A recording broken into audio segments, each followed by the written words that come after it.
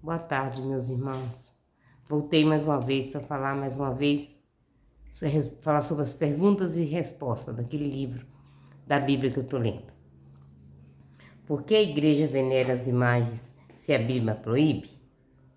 Explica-se a insistência do decálogo na proibição das imagens, pela inclinação dos povos antigos à idolatria, e porque Israel tinha vivido entre os egípcios, que eram propensos a venerar qualquer tipo de imagem.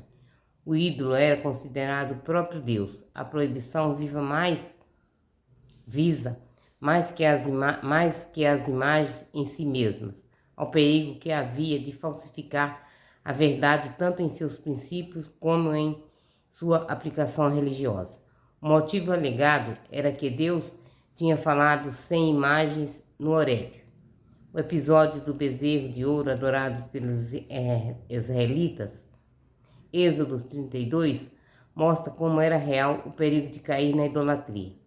Quando este perigo não existe, ou as imagens ajudam o dogma e o culto, mas que rejeitá-las deve admiti-las. No próprio Antigo Testamento, Deus manda fazer imagens, como é o caso dos querubins da Arca da Aliança. Êxodo 25, versículo 18. E a serpente de bronze, Números 21, do 6 ao 9, que é um anúncio de Cristo conforme João 3,14. Não foram fabricados para serem objeto de culto. Depois da encarnação de Deus em Jesus, pode-se representar a divindade encarnada com toda a propriedade por meio de imagens. Assim entendeu o grande defensor das imagens, São João Damasceno, que escreveu no século VIII. Antigamente, Deus, que não tem corpo nem aparência, não podia em absoluto ser representado por uma imagem. Mas agora que se mostrou na carne e viveu como homem, como os homens, posso fazer uma imagem daquele que vi de Deus.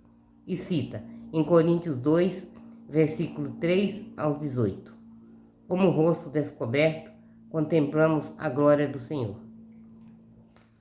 O segundo concílio de Nicéia, de 1787, definiu que as veneráveis e santas imagens devem ser colocadas nas santas igrejas de Deus, reconhecendo oficialmente como legítimo o culto às imagens, porque esse culto é prestado ao personagem representado e não à imagem como tal.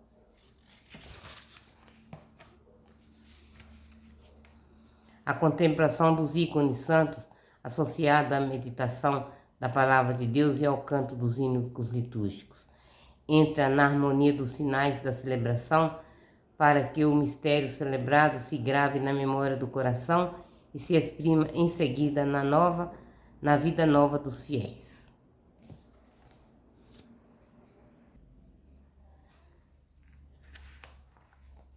Por que Moisés e os hebreus levaram 40 anos para chegar à terra prometida?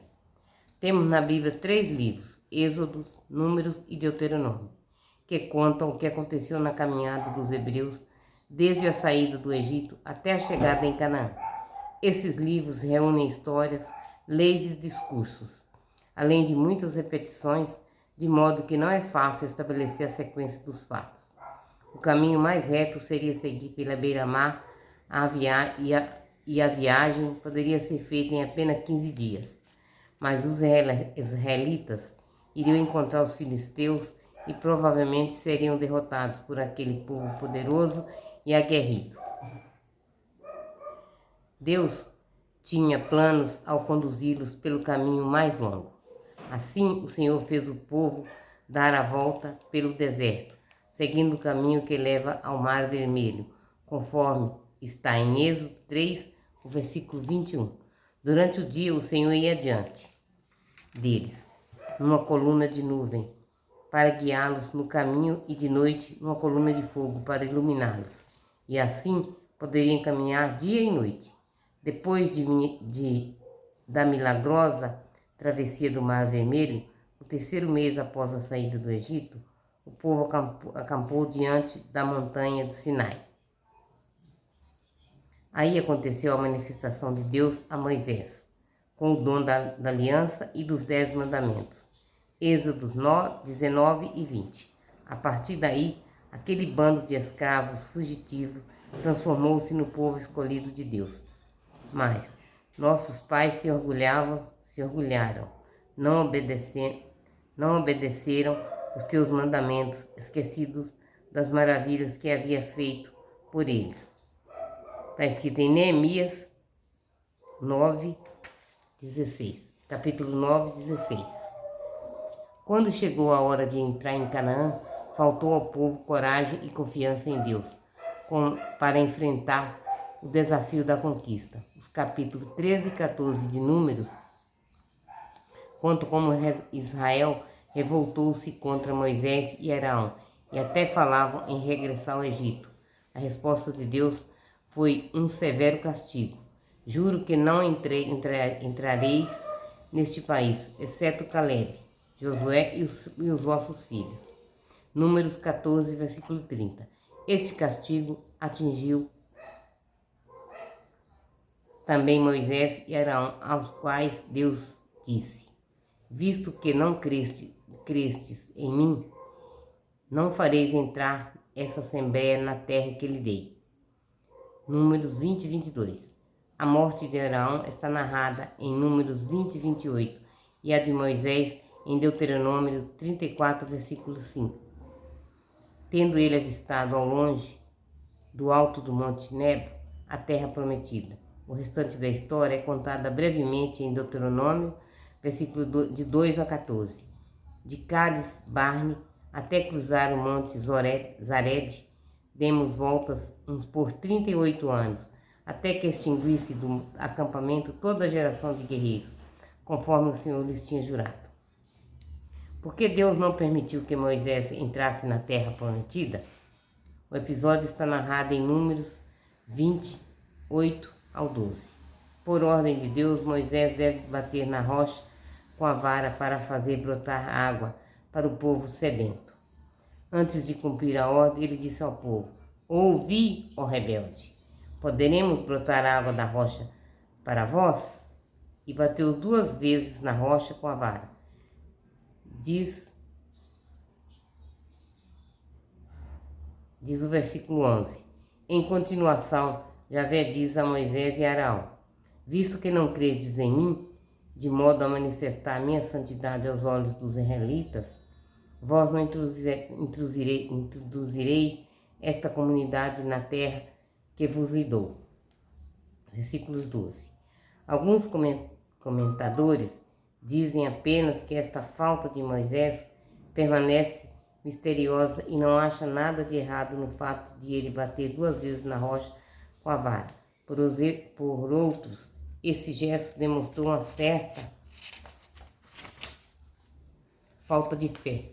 Outros dizem que seu pecado não foi executar exatamente o plano divino de misericórdia. Em vez disso, repreendeu o povo com certo enfado e sarcasmo, mudando assim todo o caráter do evento pretendido por Deus. Por sua falta de fé, deixou de glorificar e santificar o nome de Deus diante do povo. O Salmo 106 diz que os israelitas irritaram Moisés junto às águas de Meriba, e Moisés sofreu por causa deles, pois aborreceram seu espírito e ele pronunciou palavras temerárias. Versículos 32. Podemos interpretar as palavras de Moisés nesse sentido: vocês merecem que Deus lhes conceda este milagre da água, da rocha? Moisés perguntou. Não é que tenha duvidado do poder divino, do qual tinha tido tantas provas, mas lembrando-se da cólera de Deus, que já tinha querido aniquilar o povo, ele podia se perguntar se Deus se deixaria, perguntar a Deus se Deus deixaria comover outra vez. Sem dúvida seria, pois, sob os limites da misericórdia divina. Em outros lugares, Moisés participa da punição do povo por causa dos fatos narrados em Números 13 e 14. Amedrontados com os relatos dos exploradores que percorreram a terra de Canaã, não tiveram a coragem de compreender logo a conquista. Javé irritou contra mim por vossa causa e jurou que eu não passaria o Jordão e não entraria na boa terra que Javé, vosso Deus, está para vos dar em herança.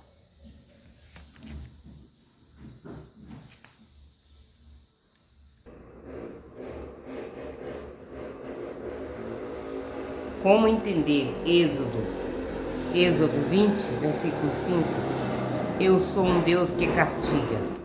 Em Êxodo 20, versículo 5, 6, diz assim: Eu sou o Senhor teu Deus, um Deus apaixonado, que castiga a iniquidade dos pais nos filhos, até a terceira e a quarta geração dos que me odeiam. Mas uso de misericórdia até a 1000ª geração com aqueles que me amam e observam meus mandamentos. Esse texto faz parte do anúncio dos 10 mandamentos. É uma motivação para o primeiro deles, que prescreve o culto ao Deus único e condena a idolatria. Um texto paralelo a este é Deuteronômio 5, 9, versículo 10, que também expõe o decálogo. Encontra-se uma formulação semelhante em Êxodo 34, 6, versículo 6, onde Deus se revela como Deus compassivo e misericordioso, lento para a cólera e rico em bondade e fidelidade, que conserva a misericórdia por 1000 gerações, que perdoa a iniquidade, a transgressão e o pecado, mas que também não inocenta o culpado, que pune a iniquidade dos pais nos filhos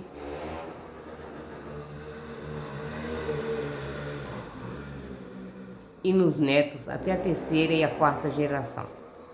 Falando com palavras humanas, como se Deus tivesse os mesmos sentimentos humanos, a Bíblia diz muitas vezes que Deus é ciumento, zeloso, apaixonado em seu amor. E sente-se ofendido quando o povo que ele escolheu não reserva somente a ele o seu amor, mas adora os deuses dos pagãos.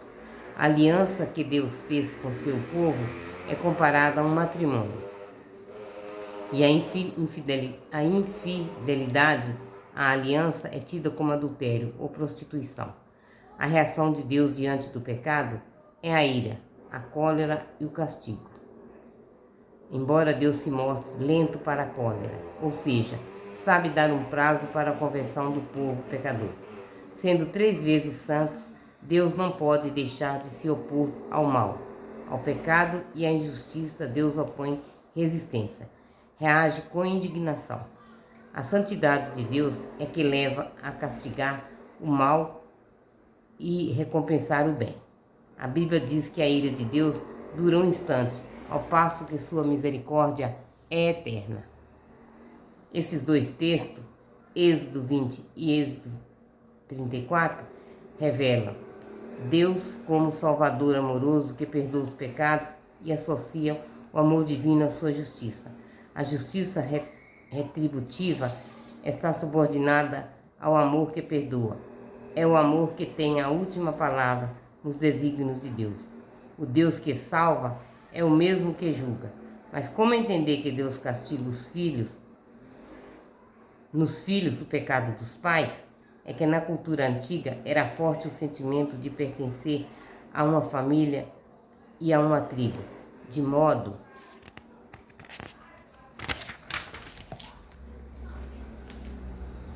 que, pela lei da solidariedade, o procedimento bom ou mau do chefe tinha consequências para a sorte de seus descendentes.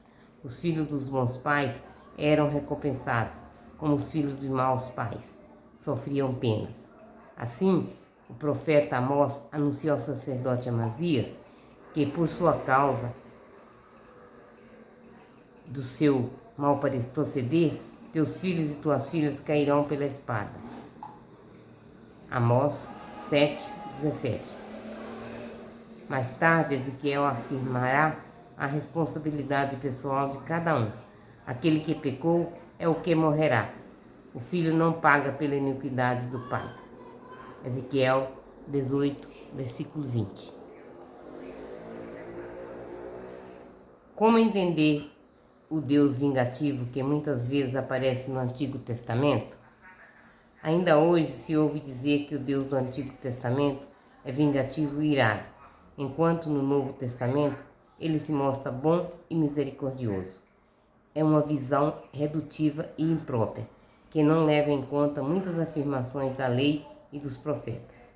Em Roma, pelo ano 135 d.C., Marcião ensinava que se deveria distinguir entre o Deus justo e irado do Antigo Testamento e o Deus misericórdia do Novo Testamento.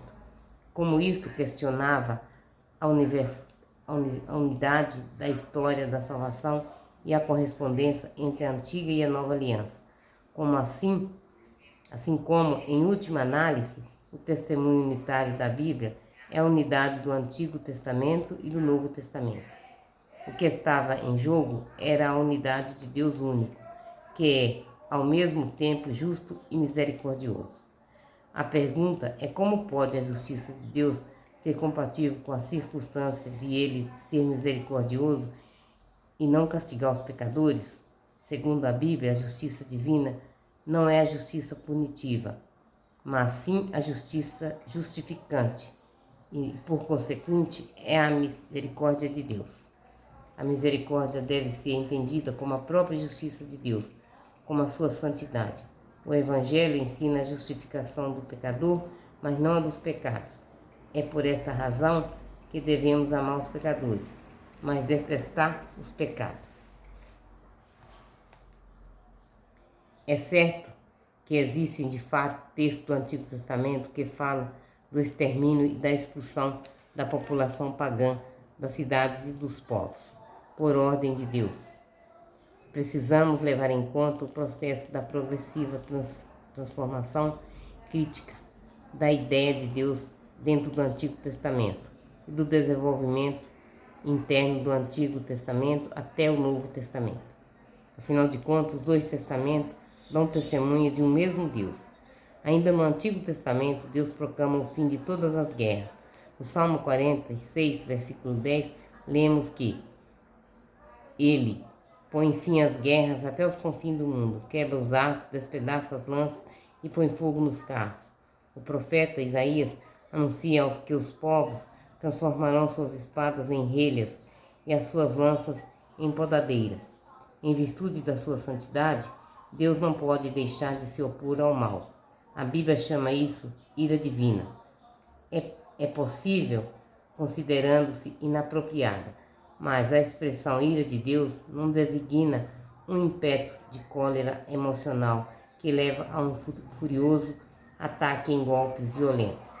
A ira de Deus não é como a ira humana, é a resistência que Deus opõe ao pecado e à injustiça. A ira de Deus é, por assim dizer, a expressão ativa e dinâmica de sua essência santa. Por isso, a ideia da justiça divina não pode ser apagada da mensagem do Antigo Testamento, nem do Novo Testamento. Em virtude de sua santidade, Deus não pode senão castigar o mal e recompensar o bem. Em um mundo injusto, a demonstração da justiça já é uma obra da misericórdia para com aqueles que estão privados de direito e para os oprimidos. A primeira reação de Javé ao pecado, a primeira reação de Javé ao pecado é a sua ira. Fala-se em um castigo até a terceira e quarta geração. No mesmo texto, porém, afirma que a sua misericórdia permanece até a milésima geração. Deus consivo e clemente, paciente, misericordioso e fiel. Com sua serva, conserva a misericórdia até a milésima geração, que perdoa culpas, delitos e pecados. Embora não deixe impune, sem castigo, a culpa dos pais nos filhos, netos e bisnetos. Na tradução da Bíblia do Peregrino, Santo Agostinho escreveu: é mais fácil que Deus contenha a ira do que a misericórdia. A ira de Deus dura um instante, ao passo que a sua misericórdia é eterna. Essa frase é um refrão repetido 26 vezes no Salmo 136, 135. Se Deus se detivesse na justiça, deixaria de ser Deus. Seria como todo ser humano que exige o respeito à lei. A justiça por si só não é suficiente. E a experiência mostra que, limitando-se a apelar para ela, corre-se o risco de a destruir. Por isso, Deus, com a misericórdia e o perdão, passa além da justiça. São palavras do teólogo Walter Casper. O termo compaixão não pode ser entendido unicamente como conduta caritativa, mas é necessário escutar como ressoa nele a palavra paixão e perceber a reação apaixonada às injustiças clamorosas existentes no nosso mundo. Bem, como o clamor pela justiça, e é que clamamos indignação. Já nos profetas do Antigo Testamento, mais tarde no último dos profetas, João Batista, bem como por último no próprio Jesus, é possível ouvir com total clareza esse clamor. Não se pode perder de vista as numerosas palavras de dura condenação do mal contidas tanto no Antigo Testamento como no Novo.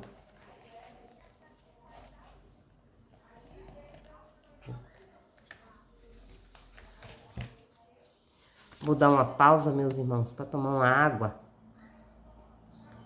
comer alguma coisa, depois eu volto para ler mais um pouquinho para vocês. Deus abençoe a todos. Tenham uma boa tarde e dá mais uma olhada no texto, porque é muito bom, viu? Amém?